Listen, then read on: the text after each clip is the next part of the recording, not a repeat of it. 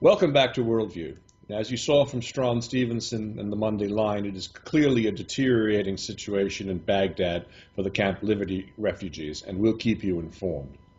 Now, we don't normally do much here or talk much here about politics in the Netherlands. The Dutch are very efficient and business-oriented, but there's been an event in the last week that has many talking about royal family succession and changes across Europe. As the first next-generation monarch, Prince Willem Alexander, who, by the way, is a graduate of our partner school, Atlantic College, will assume the monarchy of the Netherlands, ending 3 straight generations of female rule there. Now, joining us to discuss this and other political developments there is Harry van Bommel. Harry's a Dutch politician in the Tweede Kamer, that's their House of Commons, an anti-globalization activist and a former educator. And as a member of the Dutch Socialist Party, he's been an MP since 1998, where he focuses on matters of foreign affairs and the European Union. And he joins us now to discuss the new monarch for the Netherlands and the changing face of Dutch politics in the era of austerity. Harry van Bommel, welcome to Worldview. Thank you very much. Harry, you and I shared the dais a decade or so ago in Amsterdam discussing the then pending U.S. invasion of Iraq and the war in Afghanistan. Now, as a senior member of the SP, what does the abdication of Beatrix mean, and is it significant in the broader context of the seeming somewhat less open Dutch society? First of all, it means the possibility to have a change in the way our monarchy works, operates. The monarch in the Netherlands has a political role which is undefined, which is not accounted for, and which every now and then is denied by leading politicians. However, as we speak today is a Monday afternoon, on Monday afternoons, prime ministers do go to the Queen to talk politics with her. And I expect that this will go on after the new Prince of Orange will have become king after a couple of months. Also, the new monarch will try and play a political role, just as Queen Beatrix has done in the past. So I think this would be, and my party thinks this is a good idea, good moment to discuss the role of the monarch in the constitutional monarchy that we are in the Netherlands. And what do you think the overall impact is now of handing from a somewhat older generation to a younger generation? Is this viewed in the country as the torch being passed? Well, obviously, our Queen has waited for a moment in politics where it would be easier to hand over the throne to her son, and this has to do with various reasons. One of them is the fact that the right-wing party for Mr. Wilders' party, the PVV, Party for Freedom, is not supporting the government anymore. So there is no real risk that Mr. Wilders will have any influence on government policies. And now, by Mr. Wilders, for those who don't know, this is Geert Wilders. He's a fairly notorious and outspoken anti-immigration, anti-Europe, anti-expansion candidate that sort of follows in the tradition of others that have been on that, but he became somewhat prominent in your country. Absolutely, and what you forgot is the fact that he is, the core of his program is against Islam.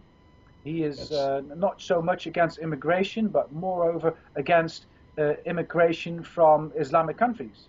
He has suggested to close our borders for immigrants coming from Islamic countries. And in the Netherlands, he is picking on Moroccans, who usually have a Muslim background. We have a large community from Morocco, and there are indeed some problems with youngsters from this community. Some youngsters. Their socio-economic position is very weak, and they appear in crime rates and in other rates quite often. Still, he tackles the problem by blaming them for being Muslims. And that is a general thing. How does this happen in a country that is so renowned for being socially open in so many areas? I can remember from the period that I lived there almost a decade ago, a little bit more than a decade ago, the election of the far-right Pim Fortuyn, who was assassinated just before the election, and how that threw the government into chaos. You seem to have individuals of this particular persuasion that have a very hard right agenda, and it seems to gather some steam in the general public. And that seems to run counter to the openness that you see in areas such as, for example, coffee shops and lax drug laws and lax prostitution laws. By lax, I say not necessarily criminally enforced. How do you explain that that phenomenon inside the Netherlands? You're absolutely right, Dennis. Things have changed considerably in the Netherlands since 2002, the year that Pim Fortuyn was murdered. And things have never gone back to the period before 2002. So there's always been room, say, some 20, 25 seats for a party that is trying to blame some group in the Netherlands. Also, Mr. Fortuyn tried to blame immigrants and was very much a critic of Islam, but not to the extent that Mr. Wilders is trying to exploit the fear there is of Islam in the Netherlands and in Europe in general. So he is exploiting this to the extreme and uses every incident there is in the Netherlands, not just in the Netherlands, in Europe, even in the world, to blame groups of Muslims collectively, and suggesting that Muslims that have been born in the Netherlands from Moroccan background, Moroccan parents, that they should be sent back to the country of their parents. That is something that will never happen, of course, because they have Dutch citizenship. Still, it is something that plays a role in the public debate because it's easy, especially when there is a downgoing in the economy, downfall in the economy, to blame a certain group, and that's exactly what he's doing, and that's been in politics for a longer period than from 2002. We've had that in the 80s as well, when there was a period of economic downfall. Now, is this restricted? Like, for example, here in the United Kingdom, we have a couple of parties that also tend to hold rather extreme immigration views: the British National Party, the BNP, and UKIP, to somewhat a lesser extent. And they tend to, and I'm making a generalization, so if I'm wrong, please stop me. They tend to find that the more rural an area is, the more conservative it also becomes, and those are the areas that tend to follow those two parties here in the UK. Do you see a similar sort of socioeconomic division inside of the Netherlands, where the more rural communities will tend to be followers of Wilder as opposed to those in the Randstad, the four main city areas, or is this all across the board? It's across the country. We see that Mr. Wilder's party has participated in the local elections of some of the biggest cities, and in the fifth city of the Netherlands, called Almere, he became the biggest party.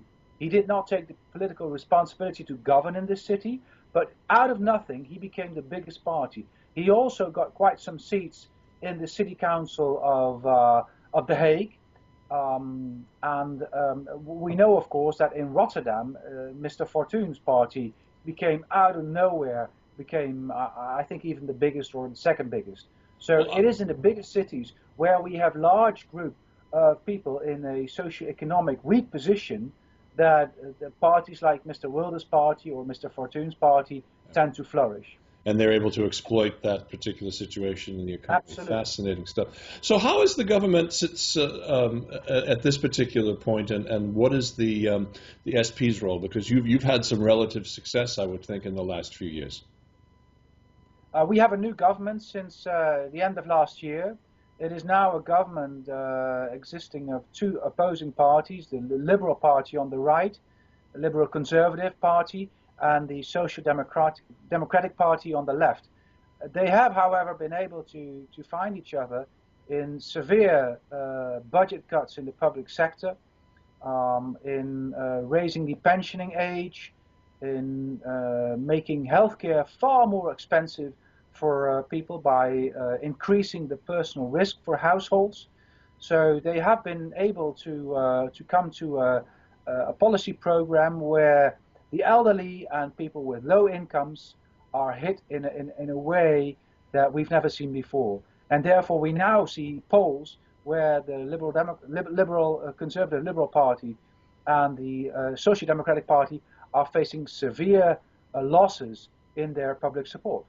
Well, something we'll definitely be keeping our eyes on. We've been joined by Harry van Bommel of the Socialist Party in the Netherlands, member of the parliament there. Thank you for joining us here on Worldview. Thank you very much, and hope to see you again. Same here, and we'll be back after this.